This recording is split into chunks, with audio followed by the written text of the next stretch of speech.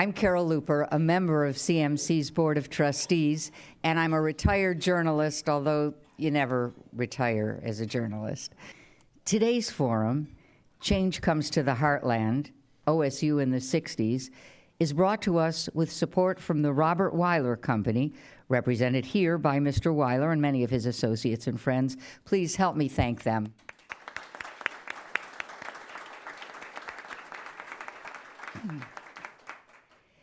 It is indeed timely, with protests seemingly a weekly occurrence on campus and over at the State House, that we look back to a time when students' voices rose up to challenge the status quo and set in motion changes that would be totally foreign to students of today. Well, they are getting the president-elect on the Ohio State University campus tomorrow, although I am told it is closed to journalists.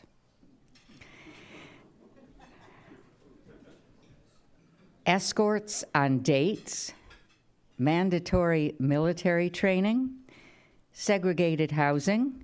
Seems like another time, another place, but indeed, this was the Ohio State of the early 1960s.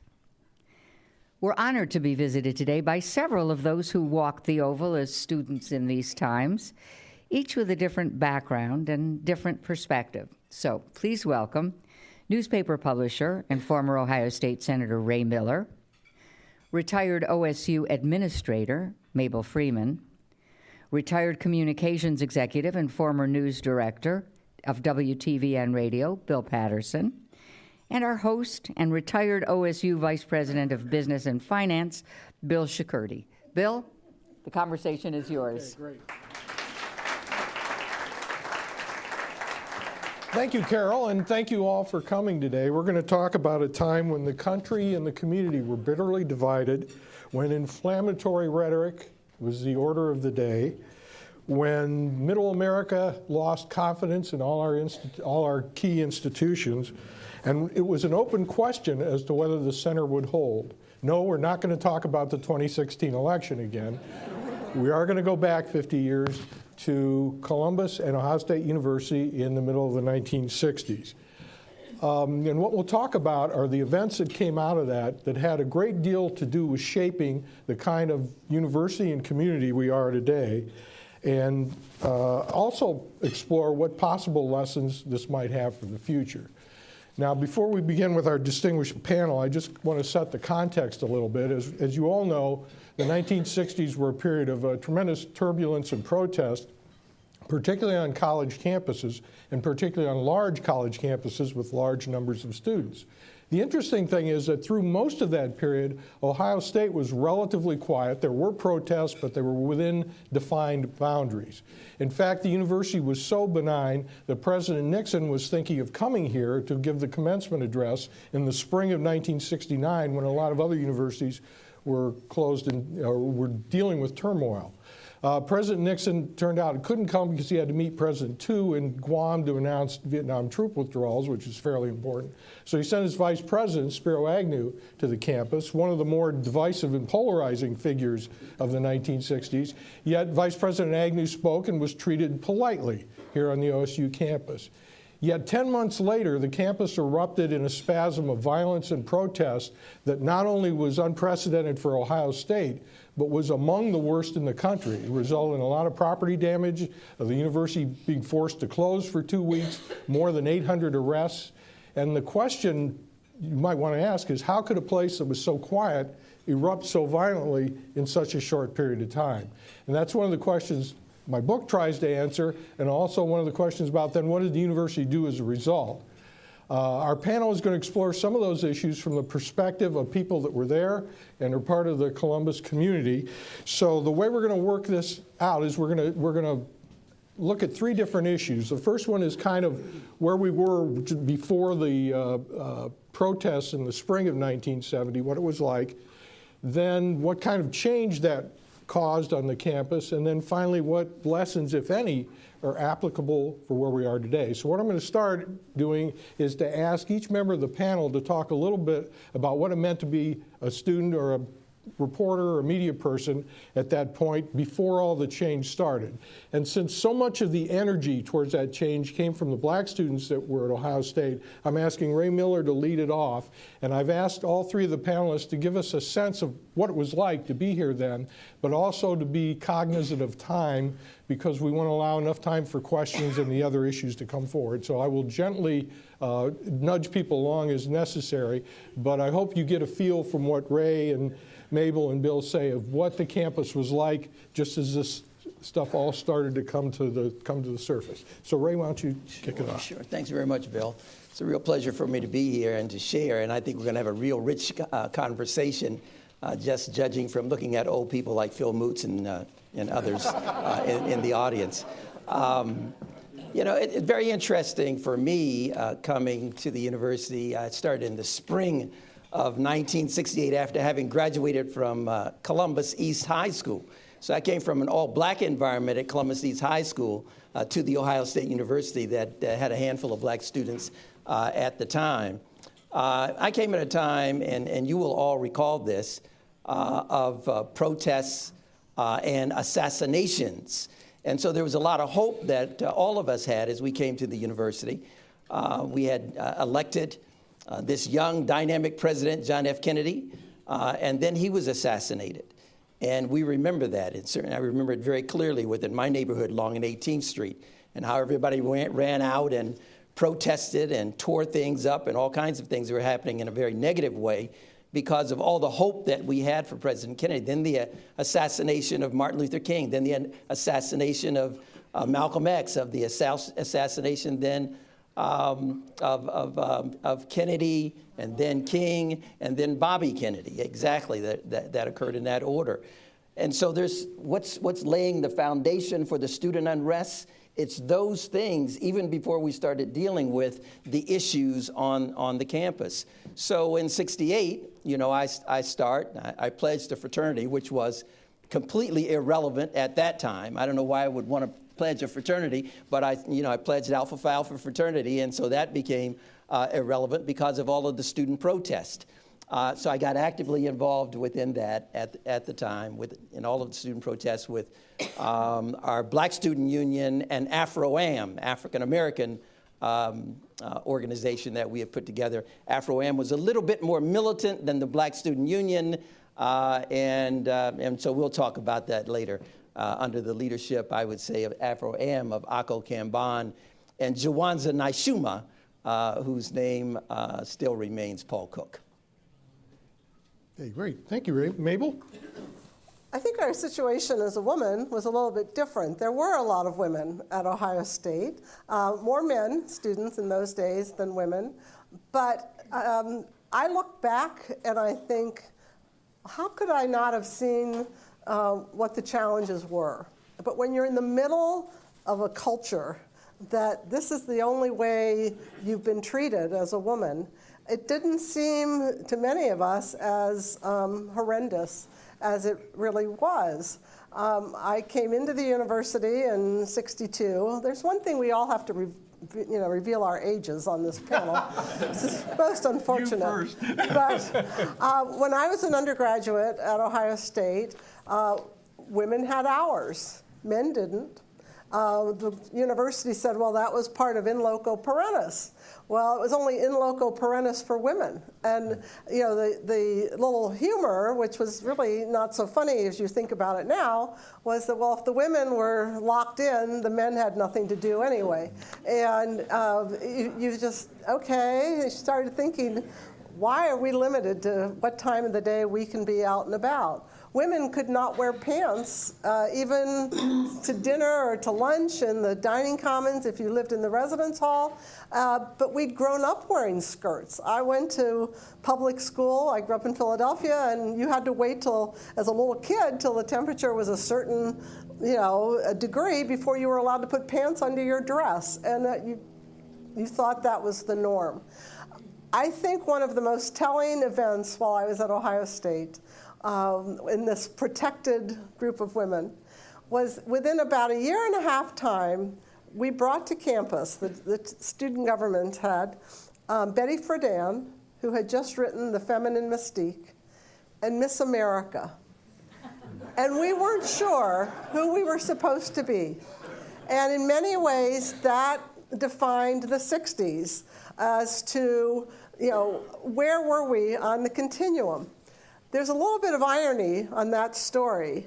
Unfortunately, I didn't get to go to the airport and pick up Betty Friedan. I was with the group that picked up Miss America.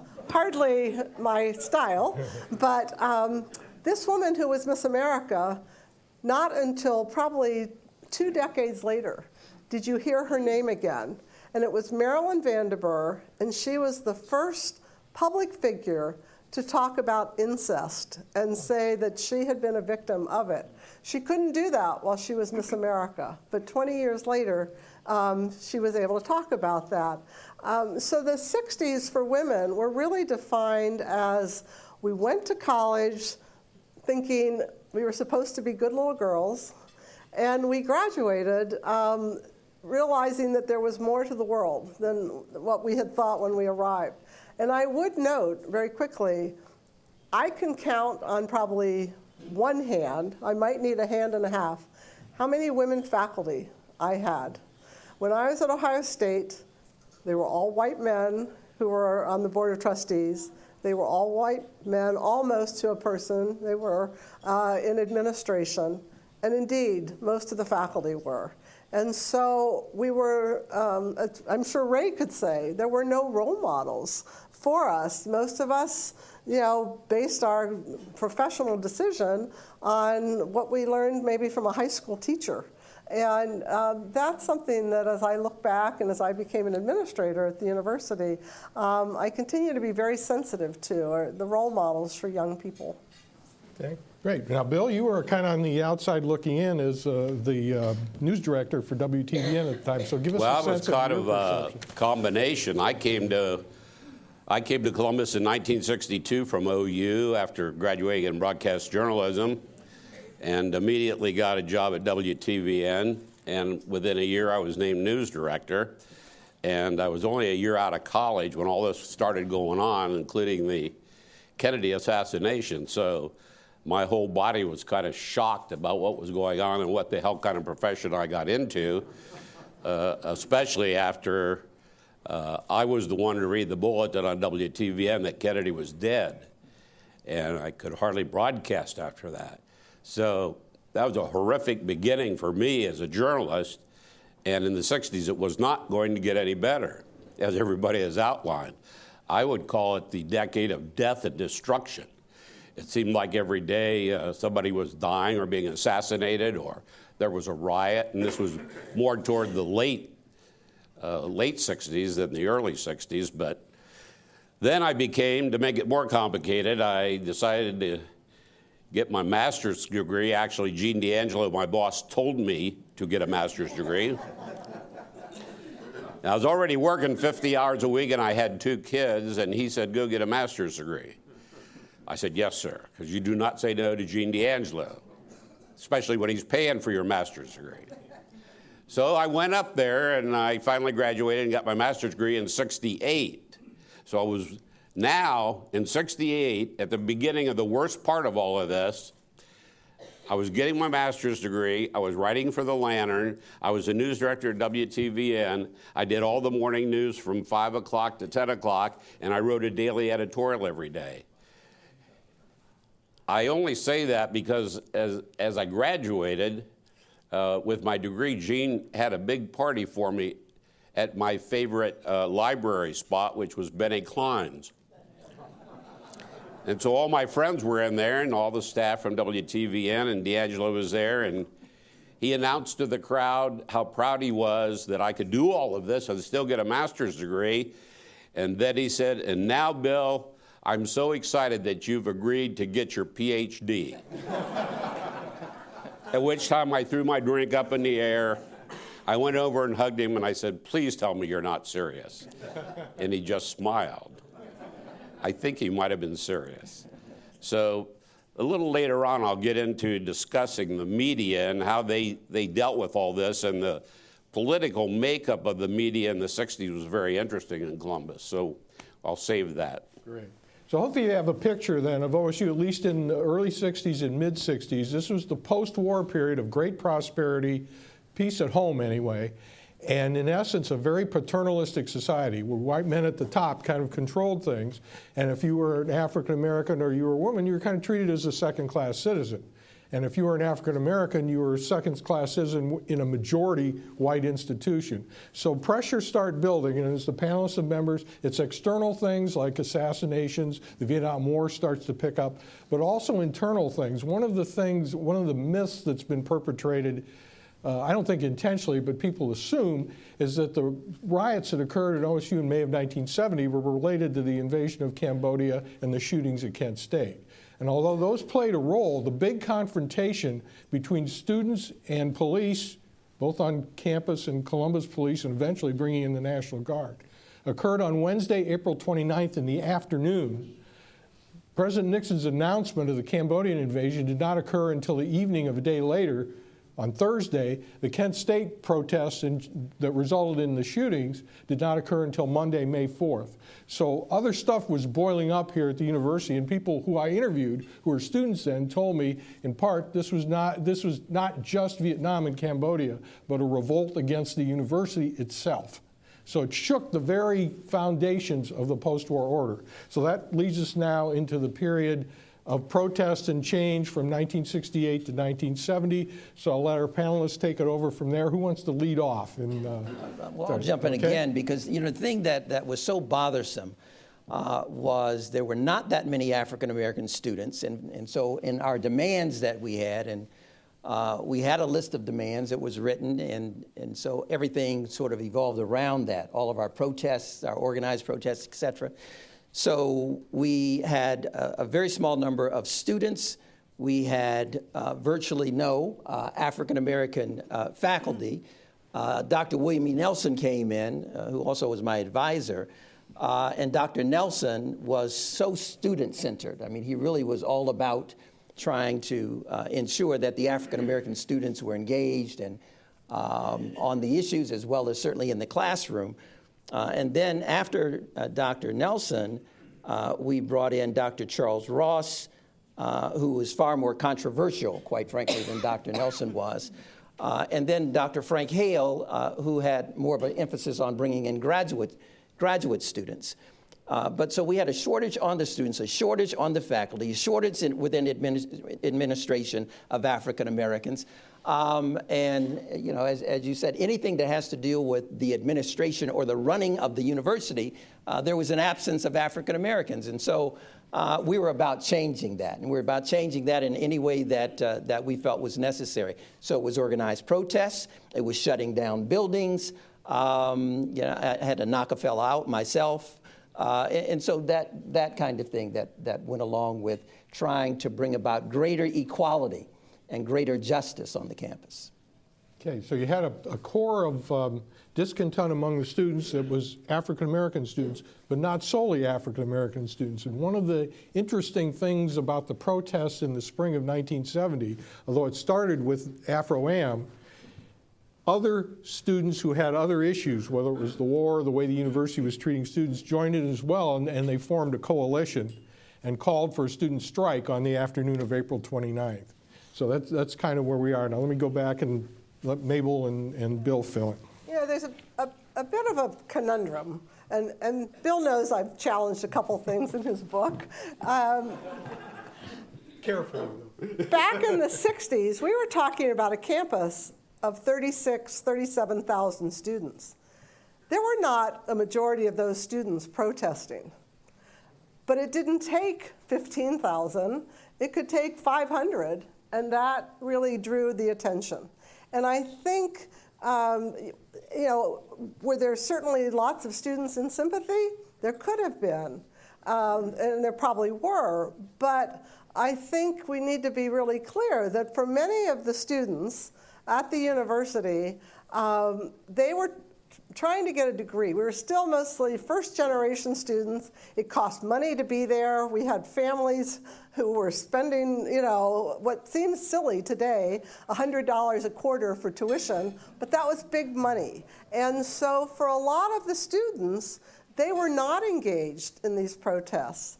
And I think that's the reality on a large campus. You have so many different issues and so many different factions. And so I think Bill's point is a valid one. When one thing gets going, it allows other things to coalesce.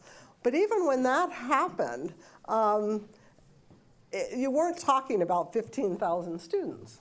But the administration needed to be responsive. And the fact that, I give credit to the students who were able to see things in a way that the majority of students hadn't, and who could get the attention of the administration. And I think compared to some other universities, even 1,000 or a couple thousand students were a lot of students to be out there. Okay, let me get Bill's perspective on this, and then we'll... I thought the entire situation was just a pain in the butt, quite frankly.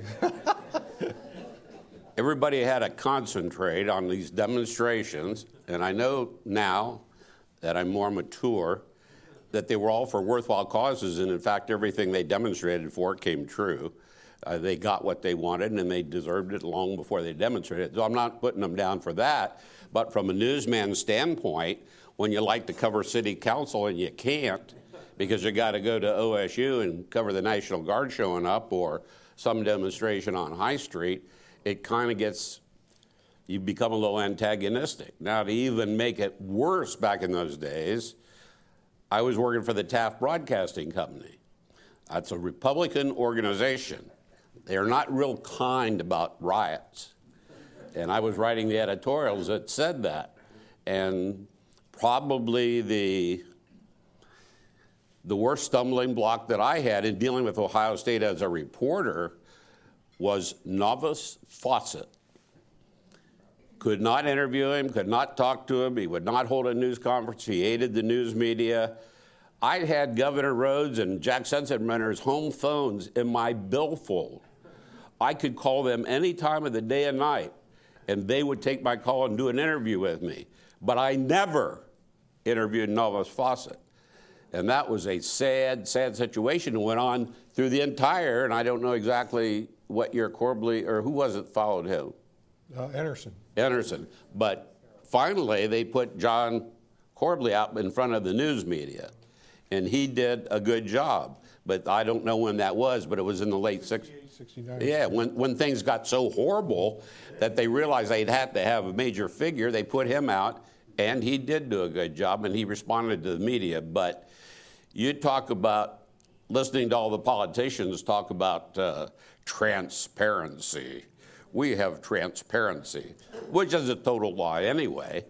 But at that time, there was no transparency. So nobody should be, the reporters shouldn't be complaining about the transparency they have today when we couldn't even interview the president of the university. And to me, that was a big stumbling block. Well, let me tie that together, because Novice Fawcett's role in this is extremely important. In writing the book, I had the most difficult time getting my arms around Novice Fawcett as a complete person. I had met him as a student, didn't know him that well. People that knew him best said he was a principled and decent man, but he was very structured and he didn't like protests at all.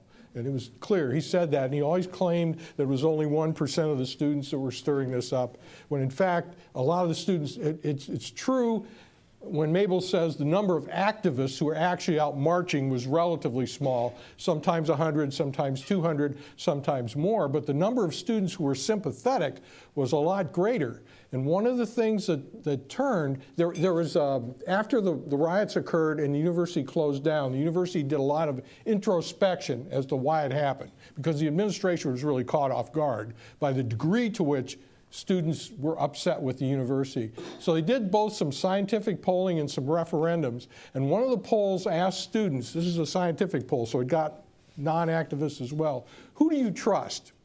And it turned out that about half trusted the strike leaders, so about half did, about half didn't. A little more than half trusted the much aligned elected student government leaders. An even larger majority trusted the faculty, but something like 92% of the students said they distrusted the administration. Now, part of that goes with the times, but it was clear the administration was not making the connection.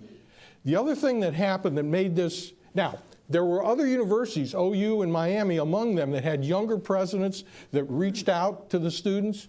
And in fact, they were quiet longer than Ohio State was. But once Kent State occurred, both OU and Miami had to shut down too. That was just like a wave that overcame the individual president as well. So I think it's wrong to blame this all on President Fawcett, but I think a disconnect between the majority of students and the administration helped contribute what happened, because it was a lashing out.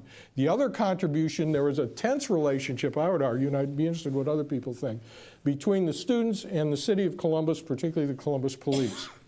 And after the strike occurred, it started out very peaceful and very nonviolent. In fact, the strike leaders wanted it that way. But there was a confrontation at Neal and 11th that there was some rock and bottle throwing and then tear gas. And what you hear from a lot of students who are not politically motivated was that, well, we weren't too concerned about this until they shot tear gas into my dorm or my apartment or my fraternity, and I wasn't doing anything. And in fact, a police riot would be too strong of a term, but a police overreaction would not be. And in fact, that got thousands of students out and got them very angry. So that's part of what went into this. Fueled by the mayor at the time, Jack Sensenbrenner, who also imposed a curfew, and then he led this law and order sort of style thing.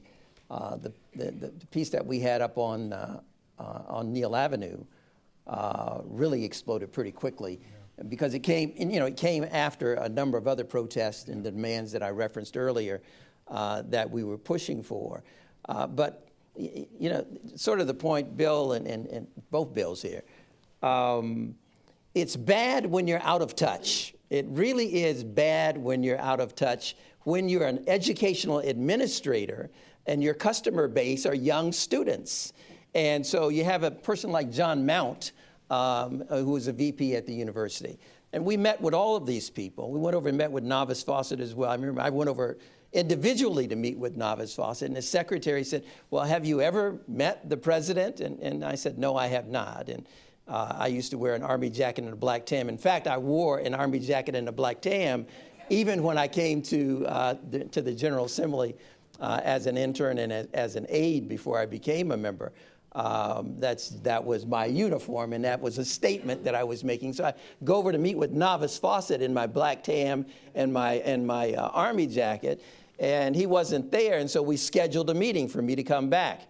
When I got there, he had my transcript from day one, laid out over his desk, and he said, well, Mr. Miller, you've been a good student here. And, I had to maintain my posture. I said, well, good, thank you very much. But I'm here to talk about more African-American students and faculty, et cetera, et cetera. We had administrators, all white males, who were so far out of touch with the students. And then the situation you talked about with the mayor and the governor, Rhodes, certainly exacerbated the overall situation. We've got about now 5 minutes left on our part before we go to questions. So let me give the panelists one last chance to talk if you see any lessons from this. And I know, Mabel, you've worked with students for a long time. So why don't you kick it off, and then we'll get the other. Well, I guess I want to put one last aspect on President Fawcett. He was hired having been the superintendent of the Columbus City Schools. He had not been a university president. He was used to students K through 12 and how you work with them. And I think if you had a chance to talk with him, there was a bit of a challenge there. The other challenge was he had a board of trustees with people like John Bricker and others that were really much more in charge of things than he was at times during a lot of the... And they weren't afraid to let him know it. Right, exactly. And there were things that he tried to do on behalf of students that the board wouldn't allow. And so, it's not to, he doesn't need a defender, but it was very unusual for such a large university to have selected a superintendent of a school district to be their president. And speaking of the size and of students, the baby boomers arriving at Ohio State created this situation in the 60s that was beyond what they had tried to plan for. As a Franklin County resident, I couldn't live in the residence halls even if I could have afforded it because they didn't have enough space in the mid-60s. And so I think this, what to do with all these students, it was still open admission. And you did. You had a group of older administrators that this was all new and different. I think today the university has a very different relationship with students, and I think it's true across the country. Ohio State was not unique. It might have been unique as far as Midwest and exploding, but at the same time, kind of the culture was not unlike that at the other Big Ten schools, whether for women, for African Americans, about the faculty and administration. And so we learned a lot in the 60s. The button question authority showed up in the 60s. And I think there were many books written on higher ed in the 60s. It has never, ever gone back. And indeed, what was learned has hopefully affected what goes on now at the university. There is a very different recognition of students, undergraduate students, especially, even at a research university. And a university, unlike a city, unlike a state, is a remarkable kind of institution with everything from huge medical complex to thousands of students, the occasional football game. You're managing all of that. And it's a little bit,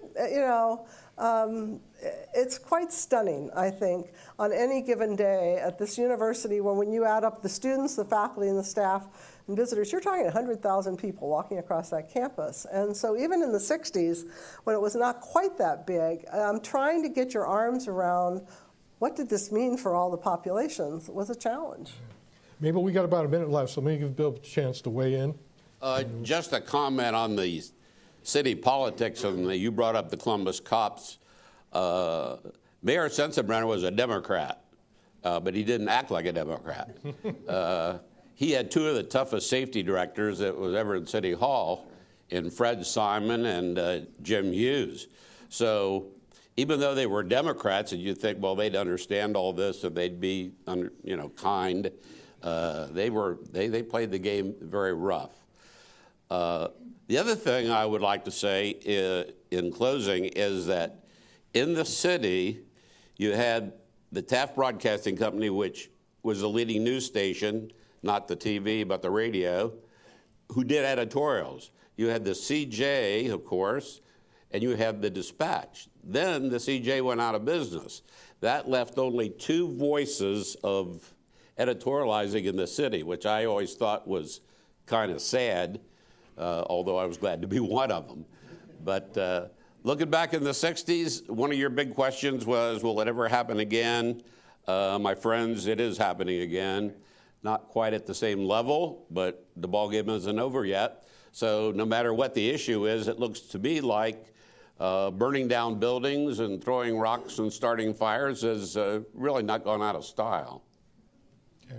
We're going to go to questions in just a minute. Let me summarize, if I may. I think that two of the takeaways, and I spent a lot of time on this in the book, although it was a very destructive period in the spring of 1970, it woke up the university and a lot of good things came out of it. And I think, as Mabel has highlighted, the university is much more student-friendly than it was back then. It's more open to African-American students, although there's still some areas where it needs to improve. The other thing that's changed is the relationship between the university and the city of Columbus, particularly the students in the city of Columbus, has matured and is a wonderfully supportive relationship now when it wasn't then. And the concepts of policing have changed with community policing. I suspect after the riots, the Columbus Public Safety Department did a poll of students and asked the question, do you think the police are your friend? Of the white students, 30% said yes, 70% said no. Of the black students, and there were a large number of them polled to get a statistical sample, not one said yes to the question of the police your friend. Now, there's still issues today, but we have much more professional police both on campus and downtown than we did then, and that is also a good thing to come out of there. And I suspect if you polled students now after what happened last week, safety forces would be very popular. But there is a danger. Gordon Gee always used to tell us, never let more than 49% of the beehive get stirred up at any one time on campus. And I think that's good advice. And there seems to be the potential for a coalition for change, and if change doesn't happen in the right way, to become more angry about that already developing. And boy, how the police and safety forces and the government responds to that can be a force for good, or it can be a force for even more protests. So that leaves us, I want to thank my panel members for their candor and for their observations. Now we have a chance to take questions. So it is the tradition here at the Metropolitan Club to do that. So please state your name, ask your question, and we thank you in advance for not making long editorial comments. And let's proceed with the first question. Well, thank you. This has been very interesting. I'm Jane Scott with the Metropolitan Club. I'm curious to know what your take is on the current situation in many of our campuses where students are having an impact and not allowing the administration to invite viewpoints on campus that are maybe offensive, or safe zones on campus where you aren't subjected to controversial topics or anything that might offend you. I'm very interested in your comments, especially in comparison to the 60s. Okay. Anybody want to go first? Well, I think anything that constricts freedom of speech is wrong. You know, one of the things that we have today, and I'll come back to that directly really quickly, is all of the protests that are occurring, you know, whether it's environmental, whether it's gender issues. Folks are not operating in silos to the extent that they operated before, like all of the black students pushing their agenda. I think now we have the student associations coming together, and they've melded their agendas, and I think they can be more effective. They can be. Right now, I think they're sort of working through that. But it's healthy to have views that you may not be comfortable with. Because someone may be more militant, or someone may be outside of something that you may even morally have some opposition to. You ought to be open to it, particularly at the institutions of higher education. Let me add on to that. My freshman year was 1964-65, when the free speech movement here hit its peak. And I guess coming from that background, I would agree with Ray and err on the side of free speech. Free speech does not permit someone to yell fire in a crowded theater, as we all know. But the benefit of the doubt should go to free speech, not against it. And so I feel uncomfortable, I think, with the trend sometimes on campuses to be too restrictive. I would, on a personal level, absolutely agree with both of you. I think some of this may be coming from, if you talk to the mental health counselors on college campuses today, the number of students coming into college who are on medication for clinical depression and issues dealing with the stresses of our society has, I think, prompted some of this response. And I think trying to figure out how we're going to deal with this so that we don't lose the free speech that is so critical to an education, especially a college education. And at the same time, we support the students who are dealing with a lot of emotional issues. I think that's a challenge that's still out there. Yeah, good point. Okay, next question, sir. Hello, my name is Mickey Cochran. I'm a guest here today. And my sister was one of the first physically handicapped students to go to Ohio State in the 60s. I'm wondering what the take was from the university side about disability issues, accessibility for students in wheelchairs especially, and also about dyslexia, students that had the learning disabilities that could not come back into school because they were failing. There was no program at that time at Ohio State to address this issue for those students. I just wonder what the panel's take might be on either one of those issues. No, that's a good point. One of the things I talk about a little bit in the book is that the civil rights movement had influence over and above just African Americans. It was kind of an opening up to people and accommodating people with different needs and different abilities.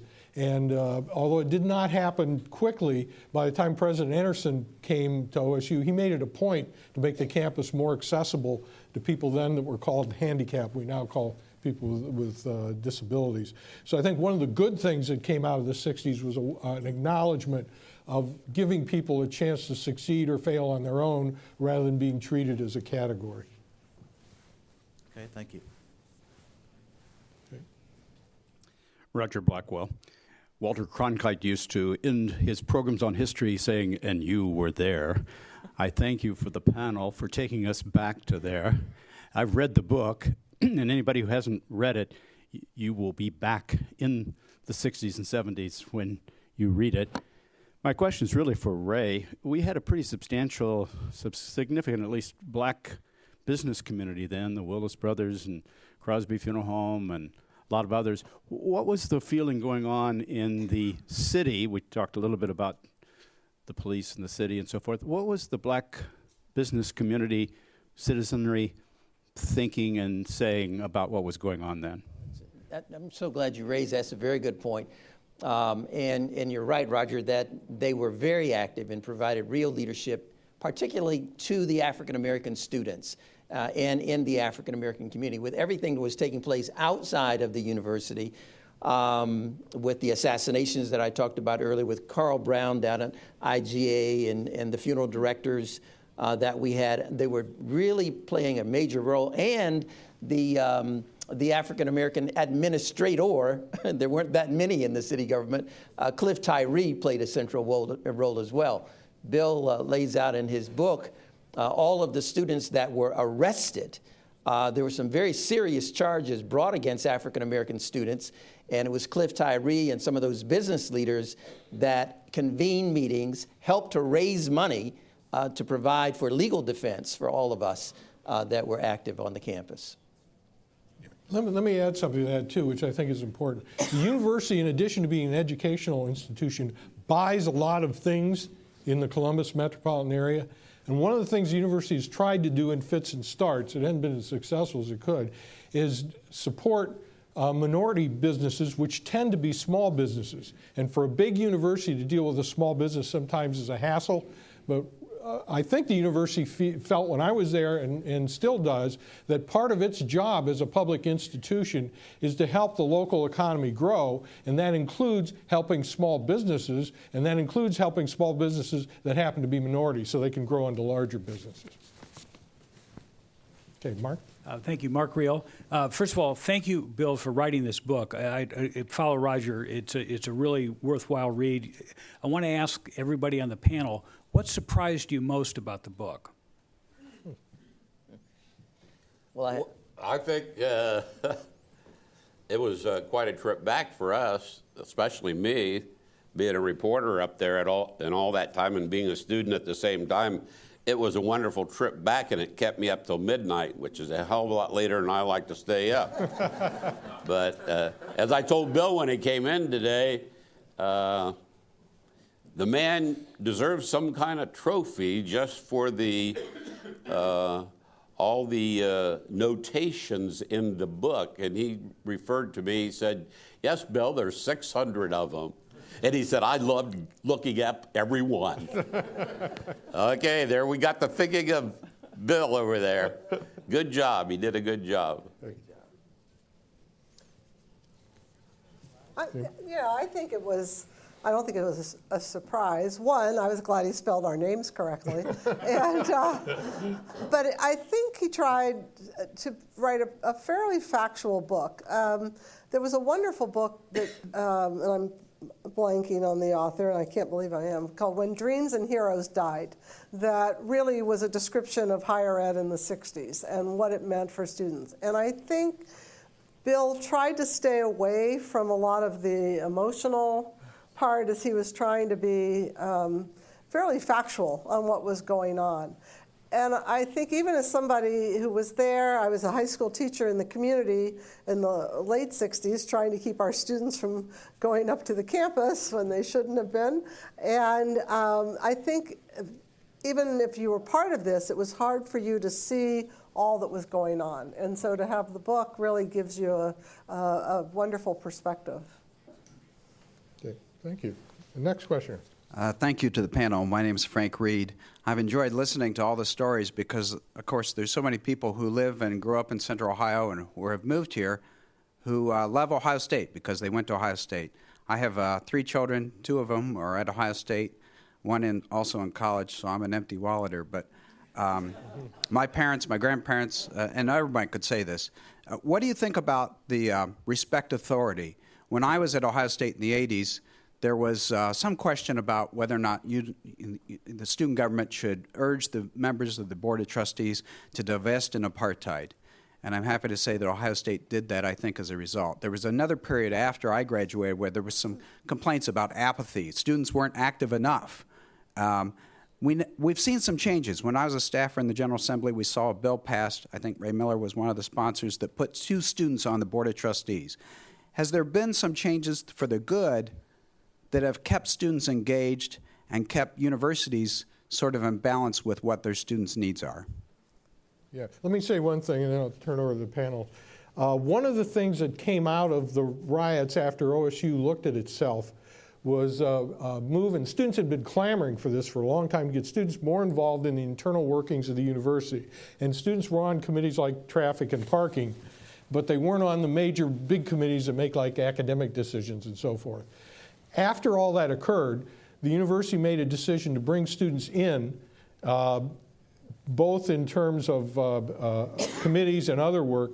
And in fact, when President Gee came 20 years later, he had a group of outside experts look at the university. And one of the things they complimented Ohio State on was its university senate, where faculty and students and administrators actually sat with each other, and that OSU had a much more effective self-governance system as a result. I think also sitting in on the Board of Trustees meetings that I did, the legislation that Ray supported that was eventually passed, it took a while, those students on the board really added a lot in terms of perspective. So I think that's one of the things that resulted in the university being a better place as a result of what happened. Yeah, they actually do add an awful lot. It was Representative Michael Stenziano's bill. And yeah, I think all of us were co-sponsors, at least from Franklin County. I'm on the board of trustees at Central State University, even though I'm not a graduate of Central State. Our current governor appointed me to that board. And the student trustees make an incredible contribution. I wish that they had a vote even, because they bring so much information, perspective from the students. And they tend to be the leaders on the campus anyhow. They're not just involved within the trustees. They're leaders in student government and all of those other areas of the campus. Okay, so go ahead. Well, I was just going to quickly say, I have a child that was in law school at Ohio State, and he sat as a professional student on Council on Academic Affairs. And every so often I have a faculty member who was on that council say to me, you know, we love having your son. He can say things to the deans that none of us can because he's a student. And there is something wonderful about students. They can be, honest and tell you what they're thinking, and they don't get mixed up in the, campus politics. And so, yeah, I think students are much more engaged in the university today. Bill, I'd like to make one final statement. This has been really fun for me and interesting. A historical trip. As I look around the room, I see a couple of dozen people that I interviewed while I was at WTVN, and I want to say to you now, I'm really sorry.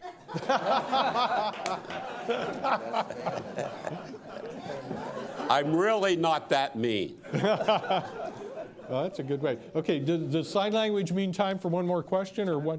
Time for one more question. I'm okay. honored to ask it. I'm Andy Campbell. So to bring us to current times here, I'm really curious about kind of the speed of our communication and technology now with social media and those things, how those may have affected student communication had they had those tools then, but then also maybe how it affects reporting and journalism in this day and time.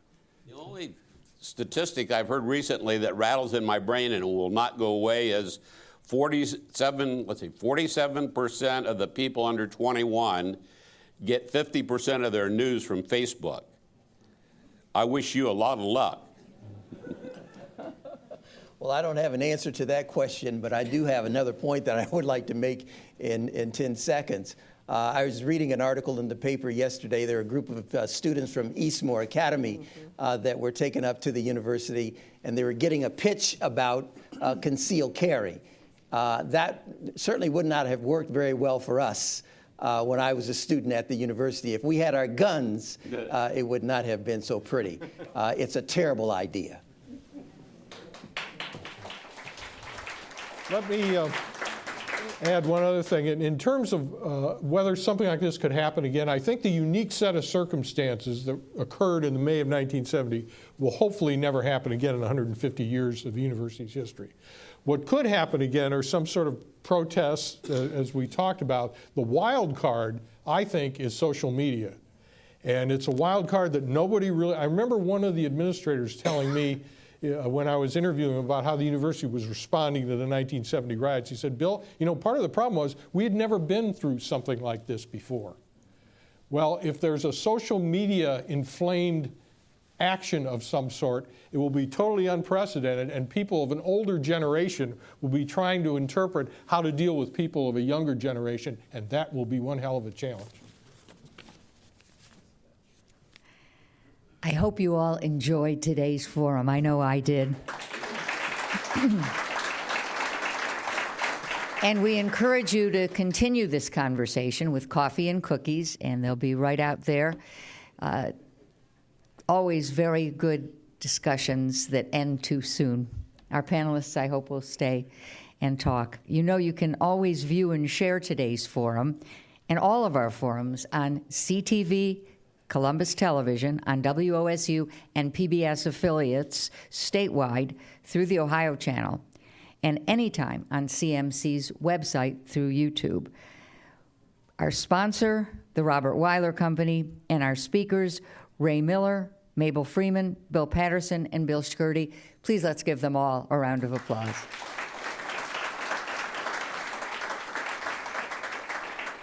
And thanks to all of you for being here. We hope to see you soon again at CMC.